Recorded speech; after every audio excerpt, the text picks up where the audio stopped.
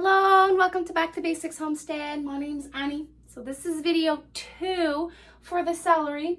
So 2 weeks ago, I'm going to put the video here. I soaked some seeds on a Scott towel and then put them in a container like this. And then I used my little mini soil blocker and put my pink celery.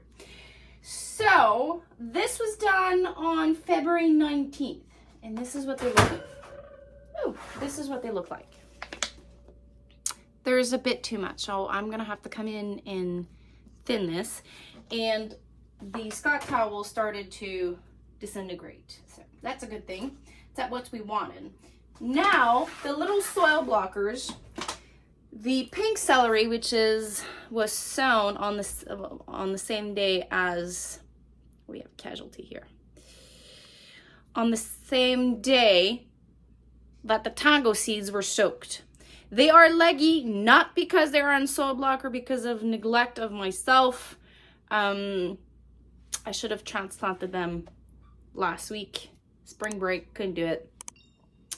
The germination rate is, I would say, a bit poor. My seeds are old. That could be one of the things. But the germination overall did very well. Then I did the same thing 2 days after, the same seeds, tango, and I put them in here, and the germination rate is almost 100%.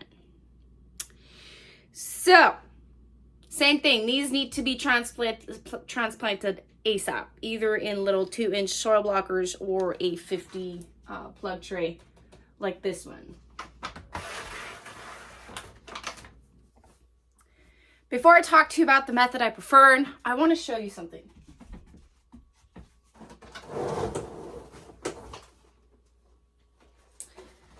These are my onions. I am choosing 2 ways to sow my onions this year. One is 72 plug tray and the other is 1.5 inches soil blocker, which comes up to about the same thing.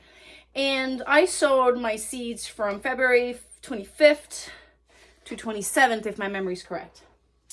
But the front looks awesome. Check this out. The back end looks sad. 2 reasons. One, my rack is not leveled. So when I water, the water doesn't go even. So I have to fix that as soon as possible so that when I water from the bottom, the entire tray benefits from this. Second reason, and I didn't think of it. Anyways, every time I go and I look at trainings, they always say buy and use, sow and use only brand new seeds.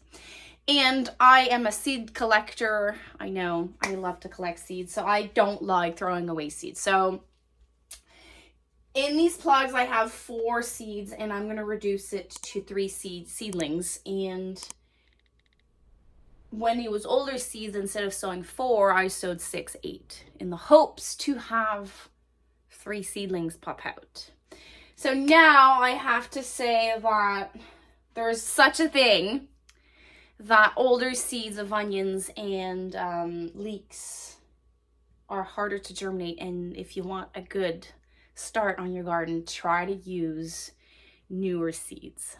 So this is a tip that I'm learning the hard way. So don't do the same mistakes as I did. Try to use up all your seeds of onions, or buy a pack and share the rest that you have with someone that current year. Now let's go on to which one I prefer. Now, the big question. They also look a bit sad because I just watered them before doing the video. But the big question, what method would I redo? Well, I can't give you the full answer now because I haven't harvested from either of these methods. But overall, I am happy with this method, because the germination rate and the way that the plants are looking, they look better.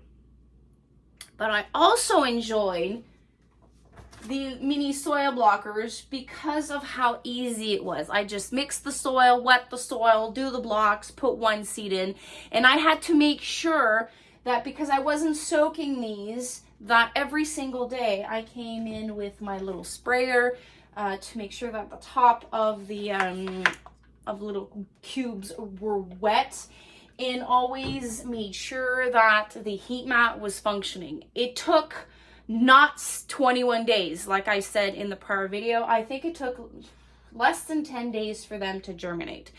So the experience overall, I'm very happy. The only sad thing is I'm gonna have to thin this and sacrifice a couple of plants, or for Mother's Day, I might give out some celery seeds, but we'll see. I'm gonna do a last video, and this is sadly gonna be for you guys. You're gonna have to wait at the end of the summer, at the harvest period, what I preferred. But I will be doing this again next year to wrap my head around this method to make sure that I prefer one or the other, and make sure that they don't go leggy on me and I keep on top of that. So I hope all of this helps for celery growers out there. I am still not an expert. These are trials, and I'm sharing the good, the bad, and ugly with you guys. Thanks for watching.